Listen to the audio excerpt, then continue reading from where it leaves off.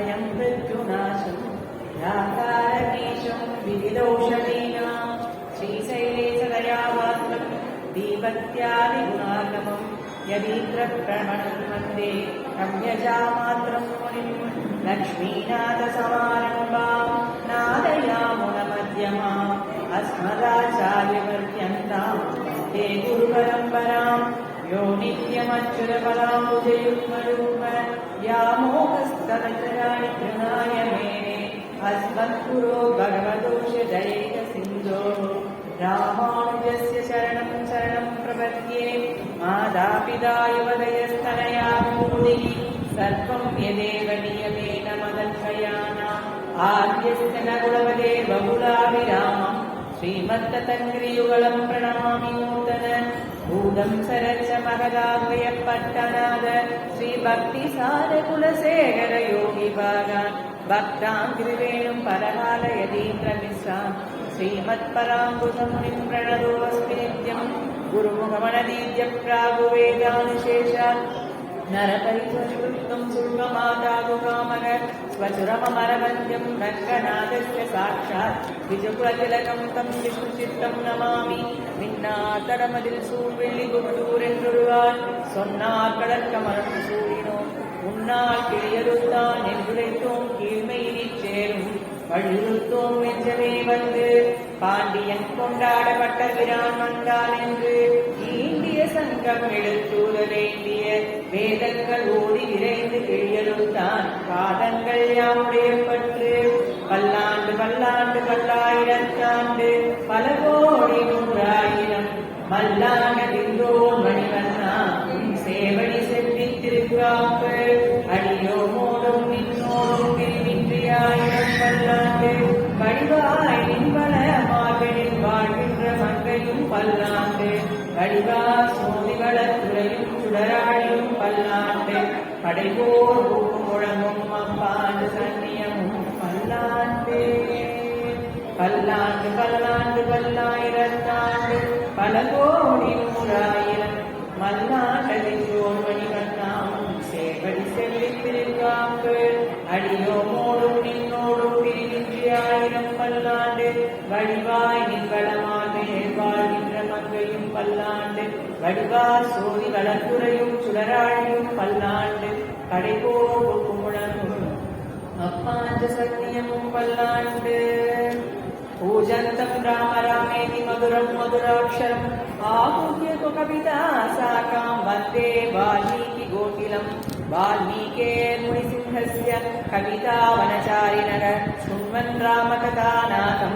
को नयाति परां गतिं यः पिबन् सततं रामचरितामृतसागरम् अदृप्तस्तं मुनिं वन्दे राचेतसमकल्मषम् यत्र यत्र रघुनाथकीर्तनं तत्र तत्र कृतमस्तकाञ्जलिं बाष्पवारि परिपूर्णलोचनं मारुतिं नमत राक्षसान्तकं वेदवेद्ये परे पुंसी जाते दशरथात्मजे वेदक प्राचेत सोतासि साक्षात् रामायणात्मना श्रीरामं दशरथात्मज प्रमेयं सीतापतिं रघुकुलान्मयरत्नदीपम् आजानुभावं मरविन्ददलायदाक्षम् रामं निशासकर विनाशकरं नमामि.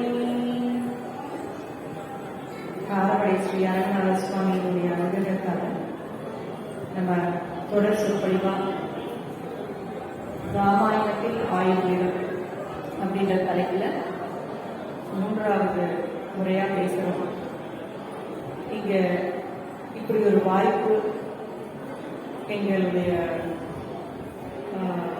மருத்துவமனைக்கு மருத்துவ சேவை செய்வதற்கும் பேசுவதற்கு வாய்ப்பும் அனுகிரகமும் கொடுத்த எம்பெருமான் ஸ்ரீ அரங்கநாத சுவாமிக்கும் இலவச மருத்துவ முகாம் நடத்துவதற்கு அனுமதி வழங்கிய அறநிலைத்துறை அதிகாரிகளுக்கும் நமது எஸ்பிடி அறக்கட்டளை குழுவினருக்கும் மனமார்ந்த வாழ்த்துக்களையும் நன்றிகளையும் தெரிவித்துக் கொள்கிறேன். நம்ம கடந்த மாதம் என்ன பார்த்தோம் அப்படின்னா, எப்படி ஒரு குழந்தை கருவுல உருவாகுது, அந்த குழந்தைக்கு என்னென்ன எப்படி பஞ்சம்பா பூதங்கள் ஒன்று சேருது, ஞானேந்திரியம்னா என்ன, கர்மேந்திரியம்னா என்ன, ஆத்மானா என்ன, இந்த மாதிரி நிறைய விஷயங்கள் எல்லாம் கடந்த வாரம் நம்ம பார்த்துருக்கோம். இப்போ நம்ம இந்த வாரம் நம்ம என்ன பார்க்க போறோம் அப்படின்னா, இந்த விஷயங்களோட முதலாவதா நம்ம ஒரு 2 சின்ன சின்ன முக்கியமான நிகழ்வுகளை பத்தி நம்மளுக்கு பேச வேண்டியிருக்கு. கடந்த 2 நாள், அதாவது ஒரு நாள் முன்னாடி நமக்கு ஆவணி அமிர்தம் பௌர்ணமி வந்து ஸ்ரவண பௌர்ணமி. இந்த பௌர்ணமி தான் ஹயக்ரீவ ஜெயந்தி. நம்ம அதாவது கல்வியினுடைய கடவுள் சரஸ்வதின்னு சொல்றோம் இல்லையா, சரஸ்வதி தேவியினுடைய குரு ஹயக்ரீவர், லக்ஷ்மி ஹயக்ரீவர், அவருடைய ஜெயந்தி நடந்தது. அதனால அவருடைய பாதங்களுக்கு நம்முடைய நமஸ்காரங்கள், பகவானுடைய அனுகிரகத்தை வேண்டி பிரார்த்திச்சுக்கலாம். குழந்தைகள் எல்லாருக்கும் நல்ல ஞானமும் தீர்க்கமான ஞாபக சக்தியும் கிடைச்சு எல்லா குழந்தைகளும் சிறப்பாக வரணும் பகவான் பிரார்த்திச்சுக்கிறோம். அடுத்தபடியா அதனுடைய அந்த ஸ்ரவண பூர்ணிமா தான் நம்மளுக்கு சம்ஸ்கிருத தினம்னு கொண்டாடுறோம். இப்ப வந்து எல்லாருக்கும் நம்மளுக்கு எப்படி அப்பா அம்மா 2 பேருமே முக்கியம், 2 பேருமே நம்மளுக்கு சமந்தான். அம்மா நிறைய நம்மளுக்கு கூட்டி நம்மளை பாதுகாத்து நம்மளை தூங்க வச்சு நிறைய காரியம் பண்ணுவாங்க நம்மளுக்கு கண்ணுக்கு தெரியற மாதிரி. அப்பா நம்ம கண்களுக்கு தெரிய மாட்டார். அவரு நம்மளை அன்பா கொஞ்சறதோ நம்மளை ரொம்ப அரவணைக்கிறதோ அம்மா பண்ற மாதிரி நிறைய காரியங்கள் அப்பா பண்ணியிருக்க மாட்டாங்க. ஆனா 2 பேருக்குமே சம அந்தஸ்து தான். இவங்க நிறைய பண்றாங்கிறதுக்காக அம்மாவுடைய அந்தஸ்து அதிகமாகவும், அப்பா கொஞ்சம் நம்மளுக்கு தெரியறது இல்லை, அவர் குறைச்சலா பண்றாருங்கிறதுக்காக அப்பாவோட அந்தஸ்தும் நம்மளுக்கு குறையறதில்லை. 2 பேருமே சமந்தான் அப்படின்னு தான் நம்ம ஒவ்வொருத்தரும் வளர்றோம். அது போலதான் நம்மளுடைய தாய் தமிழ், தகப்பன் சம்ஸ்கிருதம். ஸோ 2மே நமக்கு வேணும். நம்மளுக்கு வேத காலம் தொட்டு நம்மளுடைய வாழ்வு, நம்மளுடைய பிராணம் தான் சொல்றோம். பிராணம்ங்கிற வார்த்தை கூட சம்ஸ்கிருதம் தான். ஜீவன், பிராணம் இதெல்லாம் சம்ஸ்கிருதம் தான். அப்ப இந்த 2 மொழியும் ஒவ்வொரு குழந்தைகளும் தெரிஞ்சுக்கும் போது நம்ம பாரத கலாச்சாரம், நம்மளுடைய சம்பிரதாயங்கள், நம்மளுடைய இதிகாச புராணங்கள், நம்மளுடைய நிறைய வளம் நிறைய இருக்கு.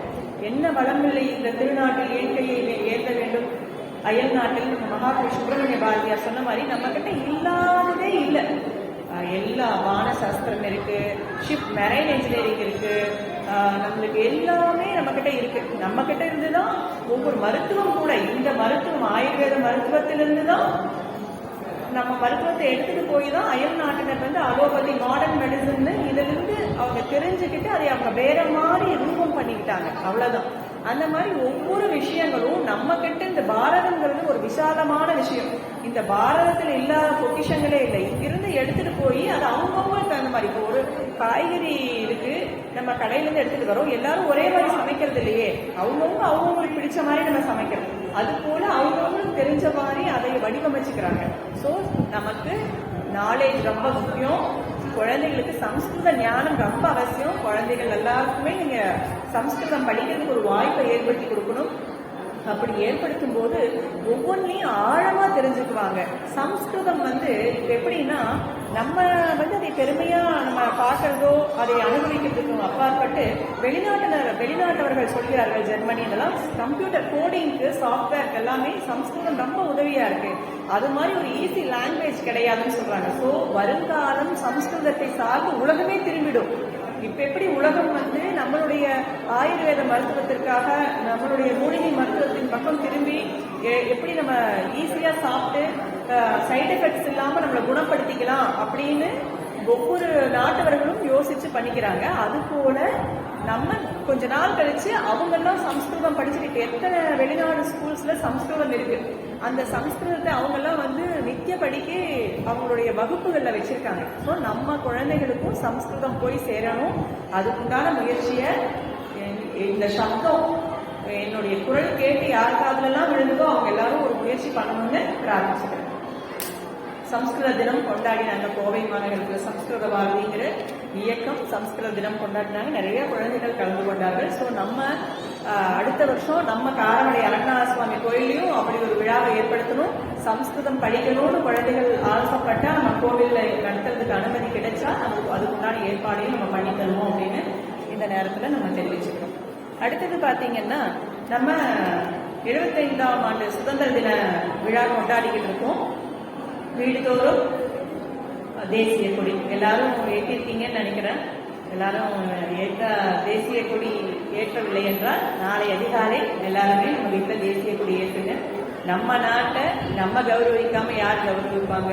நம்ம தேசிய கொடியை நம்ம பறக்க விட தாயின் மணிக்கொடி பாரில் அதை தாழ்ந்து பணிந்து சிறந்து தாழ்ந்து பணிந்து புகழ்ந்திட பாரில் ஓங்கி வளர்ந்ததோர் கம்பம் அதன் உச்சியின் மேல் வந்தே மாதரன் என்றே பாங்கின் எழுதி திகழும் செய்ய பட்டொலி வீசி பறக்கதும் பாரு. அப்படி தேசிய கொடி பறந்தா நம்ம ஹிருதயம் அப்படி ஆனந்தமா இருக்கும். அதை அனுபவிக்கணும். நம்மெல்லாம் அனுபவிச்சிருக்கோம், நம்ம குழந்தைகளுக்கும் அனுபவிக்கணும். வீட்டில் ஒவ்வொரு வீட்லையும் ஏற்றணும். நாங்கெல்லாம் விவரம் தெரியும் போதே எங்க வீட்டில் எங்க அப்பா சுதந்திர தினம், குடியரசு தினம், காந்தி ஜெயந்திக்கு கொடியேற்றுவாங்க. எங்க பெரியப்பாக்கு 83 வயசு ஆகுது. அவர் சுதந்திரத்துக்கு முன்னாடி இருந்து இருக்கிறதுனால இந்த 75 ஆண்டுகளும் எங்கள் வீட்டில் தேசிய கொடி ஏற்றப்பட்டுள்ளது. அதை நினைக்கும் போது இந்த மாதிரி ஒரு நல்ல ஆப்பர்ச்சுனிட்டி எல்லாருக்கும் கிடைச்சிருக்கு. அதனால சந்தோஷமா நம்ம குழந்தைகளுக்கு தேசபக்தி வளர்த்துக்கணும்னு கேட்டுக்கிறேன். இந்த நேரத்தில் எல்லாருக்கும் மிகச்சிறந்த இனிய சுதந்திர தின நல்வாழ்த்துக்களையும் தெரிவிச்சுக்கிறேன். எல்லாரும் நல்லா சிறப்பாக கொண்டாடணும், ஒவ்வொருவரும் கொண்டாடணும், ஒவ்வொரு குழந்தைக்கும் தேசத்தை பத்தி போய் சேரணும். இப்போ நம்ம ராமாயணத்துக்கு வந்தோம்னா, நம்ம லாஸ்டா கடந்த மாதம் முடிக்கும் போது விஸ்வாமித்திரர் வந்திருக்கார் அயோத்தி அப்படிங்கிற இடத்துல நம்ம முடிச்சோம். விஸ்வாமித்திரர் வந்த உடனே அந்த காவலாளிகளுக்கு ஒண்ணுமே புரியல. ஒரு பயம். விஸ்வாமித்திரர் அப்படின்னாலே கோபத்தோடு இருக்கக்கூடிய ஒரு மகரிஷி இல்லையா? எல்லாரும் துறவிகள் அப்படின்னா ரொம்ப அமைதியா பொறுமையா இருப்பாங்க. ஆனா விஸ்வாமித்திரர் மட்டும் கோபக்கடல். அவருக்கு உடனே நடந்தாகும், இல்லைன்னா கோபம் வந்துடும். ஏன்னா அவர் சத்திரிய வம்சத்துல பிறந்தவர். ஒவ்வொருத்தருக்கும் அந்தந்த குணம், அந்தந்த வாசனை இருக்கும். நம்ம எந்த குலத்துல பிறக்கிறோமோ அந்த வாசனை எப்பவுமே இருந்துகிட்டே இருக்கும். நம்ம என்ன வேணாலும் மாறி போகலாம். நம்மளாம் அது அந்த மாதிரிதான் அடிப்படையில் நம்மளாம் பாரதியர்கள். நம்ம எல்லாருக்குள்ளேயும் பக்தி நிறைஞ்சிருக்கும். நம்ம என்ன வேணாலும் வெளியே நம்மளுக்கு பக்தி இல்லை, எனக்கு அதுல பெரிய ஈடுபாடு இல்லை அப்படின்னு நம்ம சொல்லலாம். ஆனா உள்ள அது ஒளிஞ்சிருக்கும். அதை வெளியே கொண்டு வர்றதுதான் பெரியவர்களுடைய வேலை. அது போல விஸ்வாமித்திரர் பார்த்த உடனே காவலாளிகளுக்கு ஒரே பதட்டம் ஆயிடுச்சு. ஓடி வந்துட்டாருன்னு சொல்றாங்க. அந்த சொல்ற நேரம் எப்படி இருக்குன்னா, தசரத மகாராஜா அரசவையில் இருக்கிறவங்களோட ராம பட்டாபிஷேகம் பத்தி பேசிட்டு இருக்காங்க. ராமனுக்கு பட்டாபிஷேகம் செய்யணும் அப்படின்னு சொல்லி பேசிட்டு இருக்காங்க. வந்துட்டாருன்னு இவங்களுக்கு என்ன நிகழ்ந்தது, ரொம்ப சந்தோஷமா, என்ன யார் வந்துட்டா, என்ன நடந்தது அப்படின்னு விஸ்வாமித்திர மகிழ்ச்சி வந்திருக்கார் அப்படின்னு. ஒரு பெரியவர்கள் நம்ம வீட்டுக்கு வர்றாங்கன்னா எப்படி உபசரிக்கணும்னு நம்ம அந்த ராமாயணங்கிறது நம்மளுக்கு இத்திஹாசம். இப்ப அதாவது நடந்தது எழுதியதுதான் இத்திஹாசம். என்ன நடந்ததோ அதை அப்படியே பிரசன்ட் பண்ணியிருக்காங்க. ஸோ தசரத மகாராஜா உடனே என்ன பண்ற, பூரண கும்பங்களை கொண்டு வாங்கன்னு சொல்லிட்டு அவர் வேகமா முன்னாடி போறார். அதுக்காகலாம் வெயிட் பண்ணல. பெரியவங்களை காத்து வைக்க கூடாதுங்கிற ஒரு ஆழமான சிந்தனை நம்ம எல்லாரும், நம்ம பாரம்பரியமா நம்ம வீடுகள்ல இருக்குது. வேகமா போய் தசரத மகாராஜா போய் விஸ்வாமித்திரருக்கு நமஸ்காரம் பண்றார். பூரண கும்பங்கள்லாம் அவரை வரவேற்று அழைச்சி சிம்மாசனம் அவருக்கு உண்டான ஆசனத்துல அமர்த்தி அவருக்கு பாத பூஜை பண்றாங்க. நம்ம வீடுகளுக்கு வரக்கூடிய பெரியவர்கள், துறவிகள், சன்னியாசிகள், ரொம்ப மகோன்னதமானவர்கள் வரும்போது நம்ம அதெல்லாம் பண்ணணும், பாத பூஜை பண்ணணும். அப்படி பண்ணி முடிச்சுட்டு தசரத மகாராஜா சொல்றாரு, உங்களுக்கு என்ன வேணுமோ கேளுங்க, நீங்க என்ன சொன்னாலும் நான் செய்யறேன் அப்படின்னு நம்ம மனசு சந்தோஷமா அவருக்கு ஒரு வாக்கு கொடுக்குறாரு. விஸ்வாமித்திரரும் எல்லாத்தையும் பேசி முடிச்சுட்டு, நான் எதுக்காக வந்திருக்கேன் தெரியுமா, நான் ஒரு யாகம் பண்ண போறேன் அப்படின்னா. அப்படியா, யாகத்துக்கு என்னென்ன வஸ்துக்கள் வேணும்? வஸ்துன்னா பொருட்கள், என்னென்ன வேணுமோ சொல்லுங்க, எல்லாத்தையும் ஏற்பாடு பண்ணி கொடுத்துட்றோம். எல்லாமே நீங்க எங்க பண்ணணும்னு சொல்றீங்களோ அந்த இடத்துக்கு எல்லாம் கொண்டு வந்து கொடுத்துடலாம். என்ன வேணும்னு சொல்லுங்க. இல்ல எனக்கு வஸ்துக்கள் எல்லாம் வேணும். உங்களுக்கு ஆள் பணம் வேணுமா? உங்களுக்கு யாரெல்லாம் வேணும், எத்தனை பேர் வேணும்னு சொல்லுங்க, எல்லாமே பண்ணி கொடுக்குறோம். இல்ல எனக்கு ஆள் சேவகர்கள் எல்லாம் வேண்டாம், நானே வரணுமா சொல்லுங்க, நான் வரேன், என்ன பண்ணணும் சொல்லுங்க. நீங்களும் வேண்டாம், என்னதான் வேணும் அப்படின்னு, என்னோட ஒரு ராமனை அனுப்பிவைன்னு சொல்றாரு. அதாவது நம்மளுக்கே தெரியும், நமக்கு பிடிச்சமான ஒரு விஷயத்த பிறருக்கு கொடுக்கறதுக்கு மேக்சிமம் கொடுக்க மாட்டோம். அப்படியே கொடுக்கறதுனால நம்ம தயங்குவோம் இல்லையா. கேட்டுட்டாங்கன்னா இந்த மாதிரி ராமனை கேட்ட உடனே தசரதருக்கு அப்படியே உடம்பெல்லாம் விடவிடக்கு போயிடுச்சு. நம்ம ராமனுக்கு கொடுத்துட்டு நம்ம என்ன பண்ண, ராமன் எப்படி அனுப்புறது? அதுவும் யாகத்துக்கு எதுக்காகனா, அந்த யாகத்துல அவர் பண்ற யாகத்துல மாம்ச துகள்களை அரக்கர்கள் போடுறாங்க. மாரீஷன், சுபாவும் இவங்கெல்லாம் போடுறாங்க. அவங்க கிட்ட இருந்து அந்த யாகத்தை காப்பாற்றுறதுக்காகத்தான் நான் கூப்பிட்டு இளம் பிள்ளையாச்சே, சின்ன குழந்தை ராமன், நான் வந்து உங்களுக்கு எல்லாத்தையும் பாதுகாத்து கொடுக்குறேன் அப்படின்னு சொல்லி தசரதர் சொல்றார். ராமர் விஸ்வாமித்திரர் ஒத்துக்கல, எனக்கு ராமன் தான் வேணும். தசரதர் போராடுறார், இல்ல என்னால முடியாது, வேற நீங்க கேளுங்கன்னு. ஆனா பெரியவங்க என்ன பண்ணுவாங்க, அவங்க என்ன கேட்கிறாங்களோ அவங்க கான்செப்ட்ல இருந்து அவங்க மாறவே மாட்டாங்க. விஸ்வாமித்திரர் மாறவே இல்லை, எனக்கு தெரியாது, நீங்க ராமனை தான் அனுப்பணும். இவ்வளவு பிடிவாதமா இருக்கும்போது விஸ்வாமித்திரர் சொல்ற, நீ கொடுக்கலன்னா நான் சாபம் விட்டுடுவேன், நான் வந்து எதையும் ஏற்றுக்க மாட்டேன், சாபம் விட்டுறேன்னா வசிஷ்ட மகரிஷி அங்க இருக்கார். வசிஷ்டர் தான் குலகுரு, அதாவது ரகுவம்சத்தினுடைய குலகுரு. ராமர் பிறந்தது ரகுவம்சம் இல்லையா, சூரிய வம்சத்துடைய குலகுரு. அவர் என்ன பண்றாருன்னா, வசிஷ்டருக்கும் விஸ்வாமித்திரருக்கும் ரொம்ப கருத்து வேறுபாடுகள் எப்பவுமே இருக்கும். வசிஷ்டர் வந்து ரொம்ப பெரிய மகரிஷி, அவருக்கு பின்னாடி பல காலங்களுக்கு பின்னாடி தான் விஸ்வாமித்திரர் மகரிஷி ஆகிறார். ஆனா வசிஷ்டர் தான் இவர் கொஞ்சம் அவருக்கு ஒத்து வராது, அப்படி ஒரு கொள்கையை அவர் வச்சிருக்கார். அது வசிஷ்டருக்கு தெரியும். ஆனாலும் கூட விஸ்வாமித்திரர் எப்பவுமே தனக்கு இளைஞர்தான் பண்ணுவாருங்கிறதுல ஆழமான தெளிவான அறிவு இருந்தும் கூட வசிஷ்டர் சொல்றார் தசரதர் கிட்ட, தசரதா விஸ்வாமித்திரரோடு ராமனை அனுப்பிவே, அவர் நல்லதுதான் பண்ணுவார் அப்படின்னு சொல்லி. அதாவது நமக்கு ஒருத்தர் பிடிக்கலன்னா நம்ம என்ன பண்ணுவோம், நம்ம ஃப்ரெண்ட்ஸுக்கு அவங்க சேராத, அவங்க சரியில்லை, அதாவது அந்த பல்ல எனக்கு பிடிக்கலன்னா நான் பக்கத்துல இருக்கவங்க எல்லாருக்கும் சொல்றேன், அவன் சரியில்லை. ஆனா எவ்வளவு பெரிய ஸ்தானம், இப்ப வசிஷ்டர் சொன்னாதான் கேட்பாரு தசரதர். அப்படி இருக்கிற இடத்துல இருந்துட்டு விஸ்வாமித்திரோட பிள்ளையை அனுப்பாதேன்னு சொல்றதுக்கு ஒரு க்ஷணம் போறாரு. ஆனா கூட விஸ்வாமித்திர பத்தி எந்த குறையுமே சொல்லாம, அவர் ரொம்ப பெரிய மகரிஷி, ராஜ ரிஷி, விஸ்வாமித்திரரோடு போனால் ஆயுதங்களை பெற்று வருவான் ராமன் சொல்றாரு. அவர் மகரிஷி, அவர்கிட்ட போனா எப்படி ஆயுதங்கள் பெற்று வருவான் அப்படிங்கறத தான் நம்ம இன்னைக்கு பார்க்க போறோம் அப்படின்னு சொல்லி சமாதானப்படுத்தி ராமனுக்கு துணையாக லக்ஷ்மணனையும் தசரத மகாராஜா விஸ்வாமித்திரரோட அனுப்பி வைக்கிறார். ரொம்ப சந்தோஷமா மனம் நிறைவுபடுத்தி கொண்டு ரொம்ப குதூகலமா வாத்தியங்கள்லாம் முழங்க, மாலையெல்லாம் போட்டு ரொம்ப கம்பீரமா போருக்கு போறதுக்கே அவங்க அவ்வளவு சந்தோஷமா தான் அனுப்பி வைப்பாங்க. நம்ம எங்காவது பக்கத்துல நல்ல விஷயத்துக்கு போறதுக்கே ரொம்ப வேதனைப்பட்டு தான் அனுப்புவோம். ஆனா அவங்க நல்ல யாகத்தை காப்பாற்றணும், நிறைய காரியங்கள் செய்ய போறாங்க, ரொம்ப கௌரவமா அனுப்பிச்சு வைக்கிறாங்க. நல்ல விதமா ராமனை திருப்பி ஒப்படைப்பார் விஸ்வாமித்திரர்னு சொல்லி வசிஷ்டர் சொல்றார். இப்போ நமக்கு ஒரு எதிரி, விஸ்வாமித்திரருடைய வாழ்நாள் முழுக்க அவருக்கு ஒரு எதிரி யாருன்னு கேட்டா வசிஷ்டர் தான். அப்பேற்பட்டவரை இவர் வந்து ரொம்ப பெருமையா சொல்றாரு. இப்ப நம்ம சில விஷயங்கள் விஸ்வாமித்திரரை பத்தி எல்லாம் தெரிஞ்சுக்கிறோம். விஸ்வாமித்திரர் அவர் இந்த ராமாயணம் எழுதும் போது எப்படி எழுத ஆரம்பிக்கிறார் வால்மீகி மகரிஷினா, ராமர் பிறந்ததுல இருந்து அவர் எழுத ஆரம்பிக்கிறார். அதாவது பிறக்கும் போதே அவர் எழுதவும் ஆரம்பிக்கல. சீதைய காட்டுல கொண்டாந்து விட்டுட்டு போறார் லக்ஷ்மணர், தபசா நதிக்கரையோரத்துல விட்டுட்டு போறார். அந்த தபசா நதிக்கரையோரத்துலதான் வால்மீகி மகேஷோட ஆசிரமம் இருக்கு. அந்த ஆசிரமத்துக்கு அருகில்தான் விட்டுட்டு போறார்.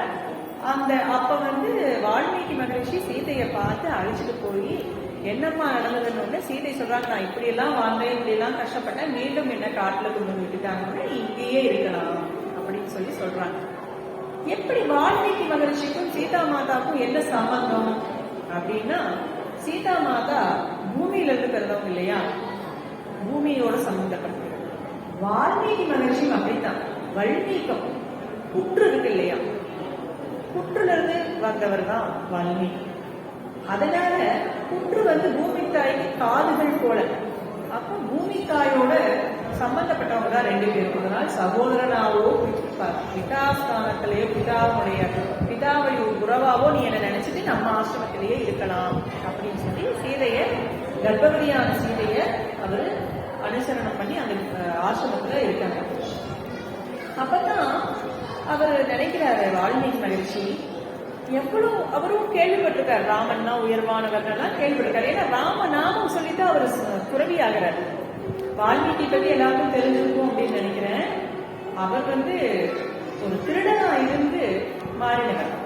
அப்ப இப்படி ராமன் உயர்வானவன் 16 கல்யாண குணங்களை கொண்டவன் நம்ம நினைச்சிட்டு இருந்தோமே, இப்படி சீதைய கர்ப்பவதியான சீதையை கொண்டு காட்டுல விட்டுட்டு போயிட்டாங்களே, எப்படி ராமனை உயர்ந்தவனா நம்ம நினைச்சுக்கிறது, எப்படி ராமனை நம்ம ஏற்றுக்கொள்ள முடியும் அப்படின்னு சொல்லி ரொம்ப கவலையாயிட்டார். நம்ம ஒருத்தர நல்லவங்க நல்லவங்க நம்ம சொல்லிக்கிட்டே இருப்போம். திடீர்னு அவங்க கிட்ட ஒரு கெட்ட குணம் தெரிஞ்சிடும். தெரிஞ்சுன்னா எனக்கு ஏன் இப்படி பண்ணாங்க அப்படியே நம்ம விலக ஆரம்பிச்சிடும். அப்படி கிடையாது. யாருமே 100% நல்லவங்க அப்படின்னு இல்லை. ஒவ்வொருத்தருடைய கருத்துகள் வேறுபடலாம். என்னுடைய கருத்து எனக்கு சரியா இருக்கலாம், உங்களுடைய கருத்து சரியா. அதுக்காக நீங்க கெட்டவங்க ஆயிட முடியாது. யாருமே இந்த உலகத்துல கெட்டவங்க கிடையாது. அந்த மாதிரி எல்லாம் நம்ம புரிஞ்சுக்கிறதுலாம் வால்மீகி மகர்ஷி ரொம்ப வருத்தப்படுறாரு. ஏன்னா அவர் ரொம்ப சிறப்பான உயர்ந்த அந்தஸ்துல ராமனை பார்த்திருக்காரு. ஆனா அந்த மாதிரி இல்லையோ பயந்துட்டார். அந்த சமயத்துல நாரத மகரிஷி வர, நாரதர் வரும்போது கேட்கிறார். நாரதர் தான் இவருடைய குரு. நம்மளுக்கு தெரியும் இல்லையா, வால்மீகி திருடனா இருக்கும்போது நாரதர் வந்துதான் ராமநாமத்தை சொல்லி கொடுத்து அவர் துறவியாகிறார்.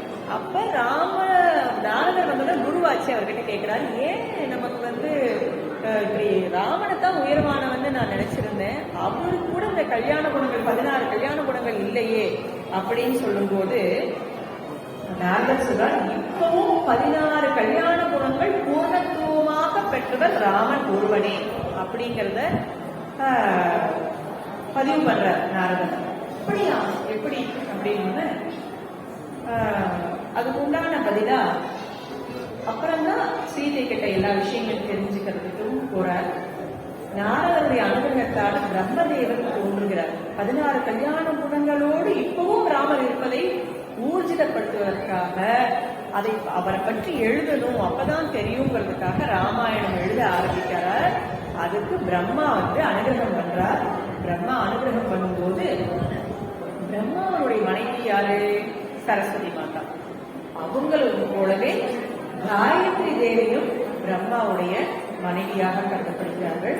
அப்ப ராமர் பிரம்மா வால்மீகி சொல்ற, உனக்கு உள்ளங்கை நெல்லிக்கிற போல உள்ளங்கையில நம்ம எப்படி டேப் எல்லாம் யூஸ் பண்றோம், ஸ்கிரீன்ல வர மாதிரி எல்லா விஷயங்களும் உங்களுக்கு உள்ளங்கையில வரும்.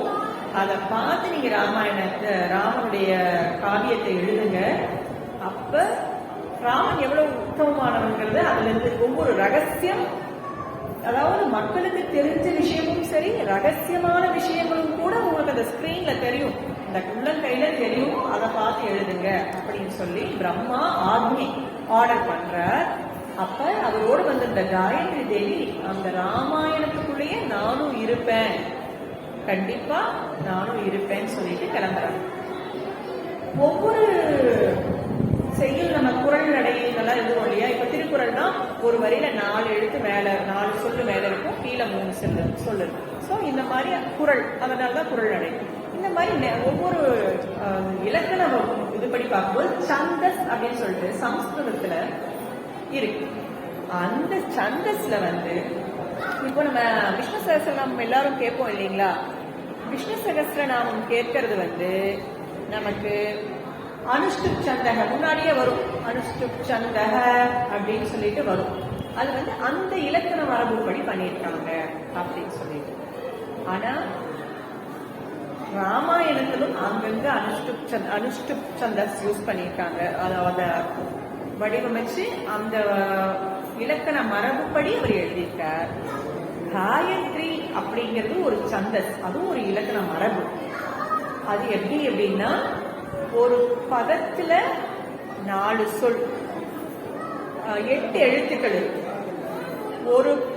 ஒரு பாதத்திற்கு 8 எழுத்து, அந்த மாதிரி 3 பாதங்கள் இருக்கு. இப்போ ஒரு பாதத்திற்கு 8 எழுத்து 4 பாதங்கள் இருந்தா அது அனுஷ்டுப் சந்தஸ்னு சொல்லுவோம் சமஸ்கிருதம். அதே ஒரு பாதத்துக்கு 8 எழுத்து இருந்தா அது 3 பாதங்களாக இருந்தா அதுதான் காயத்ரி. நமக்கு தெரியும் இல்லைங்களா காயத்ரி மந்திரம். அந்த காயத்ரி மந்திரமும் இந்த ராமாயணத்தில் இருக்கு. இந்த ராமாயணம் 24,000 ஸ்லோகங்களை கொண்டது. சாதாரணமான நிலை 24,000 ஸ்லோகங்களை கொண்டது. இப்போ விஸ்வாமித்திரர் ராமலட்சுமணன் அழைச்சிட்டு போகும்போது 12 மைல் தூரம் போனோட அப்படியே சோர்வாயிட்டாங்க. சோர்வான உடனே, ஏன்னா இளவரசர்கள் இல்லையா, நல்ல சௌகரியமா வாழ்ந்தவங்க. விஸ்வாமித்திரர் போறார், அவரை பின்தொடர்ந்து ராமன் போறார், ராமனை பின்தொடர்ந்து லட்சுமணன் போறார். அப்படி போகும்போது அவங்க சரையு நதிக்கரையோ, சரையும் கங்கையும் சங்கமிக்கக்கூடிய அந்த இடம் வரைக்கும் அப்படி போறாங்க. போகும்போது அவங்க சோர்வடைஞ்சிடறாங்க. அப்ப பலா அதிபலான 2 மந்திரங்களை உபதேசம் பண்றாரு விஸ்வாமித்திர மகரிஷி. அந்த மந்திரங்களை சொன்னா சோர்வு இருக்காது, அப்ப யஜ்ஞங்களை, யாக யஜ்ஞங்களை காப்பாற்ற முடியும் அப்படின்னு சொல்லி விஸ்வாமித்திர மகரிஷி அனுகிரகம் பண்ணியிருக்காரு. அதற்கு அப்புறமாக அவங்க தூங்கிடுறாங்க. இரவு பொழுதாயிடுது, ராமனும் லட்சுமணனும் தூங்குறாங்க. அவங்க நல்ல அயற்சி இல்லையா, நம்ம தூரம் நடந்து வந்த அயற்சி, அதனால நல்லா தூங்கிடுறாங்க. விடியற்காலை பொழுது புலருது, ஆனா இவங்க எழுந்திருக்கல.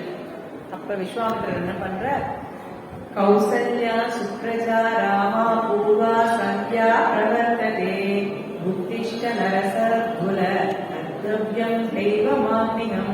இது விஸ்வாமித்திர மகரிஷி ராமனை எழுப்புறது. நம்ம இப்ப எல்லாரும் தினமும் கேட்கிறோம் இல்லையா, இந்த ஸ்லோகம் ராமனை எழுப்புவதற்காக விஸ்வாமித்திர மகரிஷி சொன்னது. எதுக்காக நான் ஒரு பதம் சொன்னேன் இல்லையா, காயத்ரிங்கிறதும் அனுஷ்டிச்சு சொன்னதுன்னு. இப்ப நம்ம ஒரு விஷயத்த சொல்லணும், பெரிய விஷயங்களை சொல்லணும்னா, நம்ம சின்ன வயசுல எல்லாம் பாட்டா படிச்சிருப்போம் நிறைய விஷயங்கள். அதெல்லாம் நம்ம மனசுல இன்னும் இருக்கும். அன்னையும் பிதாவும் முன்னறி தெய்வம் ஆலயம் ஒரு சாலம் நன்று, இதுகள்லாம் நம்மளுக்கு அப்படியே பாட்டு மாதிரி நடையில படிச்சதுனால நம்ம மனசுல நல்லா நிக்குது. அதே நிறைய படிச்சு கட்டுரை எழுதி அதெல்லாம் நம்ம மனசுல நிக்குதா, நிக்காது. அப்ப கத்தியம்னு சொல்லுவோம். அந்த மாதிரி கவிதை நடை, சம்ஸ்கிருதத்துல முதல் தோன்றிய கவிதை நடை காவியம்னா ஆதி காவியம் ராமாயணம். வால்மீகி மகரிஷி எழுதின முதல் கவிதையே ராமாயணம் தான். அதற்காகத்தான் அதை சொல்ல வந்தேன்னா, இப்போ விஸ்வாமித்திரர் கௌசல்யா சுப்ரஜா ராமா பூர்வா, கௌசல்யின் மகனே, ரொம்ப சிறந்த கௌசல்யினுடைய மகனே ராமா, சீக்கிரம் எழுந்து காலை கடன்கள் எல்லாம் முடிச்சுட்டு நம்மளுக்கு நிறைய காரியங்கள் இருக்கு, எழுந்துரு அப்படின்னு சொல்லி எழுதுறாங்க. இப்போ நம்ம காலையில எழுந்திருக்கிறது அப்படின்னா நம்ம எல்லாரும் எத்தனை மணிக்கு எழுந்திருக்கணும், சுமாரா எத்தனை மணிக்கு எழுந்திருக்கணும், யாராவது சொல்ல முடியுமா? 5. அப்புறம் குறைஞ்சது 5 மணி. அதாவது நம்ம சூரிய உதயத்திலிருந்து 3/4 மணிக்கூர் முன்னாடி வரைக்கும் பிரம்ம முகூர்த்தம் இருக்கு. அந்த 3/4 மணிக்கூர் பிரம்ம முகூர்த்தம். 3 மணிலிருந்து ஒரு 6 மணிக்குள்ள சூரிய உதயம் கொஞ்சம் மாறுபடும். நம்ம 6 மணின்னு அப்ராக்சிமேட்டா வச்சுக்கணும். இப்ப பிரம்ம முகூர்த்தத்துல எழுந்துக்கணும். பிராமே முகூர்த்தே உத்திஷ்டே ஸ்வஸ்தோ ரக்ஷார்த்தம் ஆயுஷகன். ஸ்வஸ்தம்னா ஆரோக்கியம், ஆரோக்கியத்தை காப்பாற்ற ரக்ஷார்த்தம் ஆயுஷகன். நம்ம ஆரோக்கியத்தை காப்பாற்றுறதுக்கும் நம்ம வாழ்நாளை நீடிப்பதற்கும் நம்ம பிரம்ம முகூர்த்தத்துல எழுந்திருக்கணும். பிரம்ம முகூர்த்தம்ங்கிறது என்ன அப்படின்னா, சூரிய உதயத்துக்கு முன்னாடி நம்ம எழுந்திருக்கணும். அப்படி எழுந்து பழகிறது ரொம்ப அவசியம். இப்ப நம்ம எல்லாருமே இம்ப்ராப்பர் ஃபுட், நைட்டு லேட்டா சாப்பிட்றோம், லேட்டா தூங்குறோம். அப்ப காத்தால நம்மளால சரியான நேரத்துக்கு எழுந்துக்க முடியறதில்ல. ஏன்னா இன்னொரு ஸ்லோகமும் இருக்கு, பிராமே முகூர்த்திய உத்திஷ்டே ஜீர்ணா ஜீர்ண நிரூபையன். அதாவது முந்தைய நாள் உணவு ஜீரணம் ஆயிடுச்சுன்னா கண்ணை போல நம்மளுக்கு முழிப்பு வந்துடும், கண் விழிப்பாயிடும், நம்மளாலேயே தூங்க முடியாது. அப்புறம் படுக்கையில் நம்மளுக்கே படுக்க பிடிக்காது. ஆனா நம்ம சாப்பிட்றது ஹெவியா சாப்பிட்றோம், ராத்திரி லேட்டா சாப்பிட்றோம், சாப்பிட்டுட்டு அப்படியே போய் 1/2 மணி நேரத்துல படுத்து தூங்கிடும். அப்ப என்ன ஆகுது, ஜீரணமே நடக்கிறது இல்லை. அப்படி ஜீரணம் சரியா நடக்காததுனாலதான் நம்மளால காத்தால சீக்கிரம் எழுந்துக்க முடியாது. அப்ப ராத்திரி உணவை கொஞ்சம் குறைச்சலா சாப்பிடணும், கொஞ்சம் சீக்கிரமா சாப்பிடணும், எளிமையான உணவா சாப்பிடணும். இப்ப இந்த ஃபாஸ்ட் ஃபுட் நிறைய விஷயங்கள்லாம் நாகரீகம்ங்கிற பேர்ல நம்ம வெளியே போய் சாப்பிட விரும்புறாங்க, நம்ம எல்லாரும் விரும்புறோம். அப்படி விரும்புறதுல வெளி உணவுகள்ல எல்லாமே பாத்தீங்கன்னா மைதா மாவுனால தான் ஆயிடும். இந்த மைதா மாவு உணவு என்ன பண்ணுது, மைதா மாவு நம்ம எல்லாம் எதுக்கு யூஸ் பண்ணிருக்கோம்? ஒரு 20 வருஷத்துக்கு முன்னாடி யோசிச்சு பாருங்க பார்ப்போம். போஸ்ட் ஆபீஸ்ல கம்முக்கு பசையா யூஸ் பண்ணியிருக்கோம், போஸ்டர் ஒட்டுறதுக்கு யூஸ் பண்ணியிருக்கோம், பசை காய்ச்சறதுக்கு தான் மைதா மாவு யூஸ் பண்றோம். நான் இன்னைக்கு அப்படியே அது ஃபுட் இண்டஸ்ட்ரியில மைதா மாவு இல்லாம எதுவுமே அவங்களால செய்ய முடியாது. எந்த கடையா இருந்தாலும்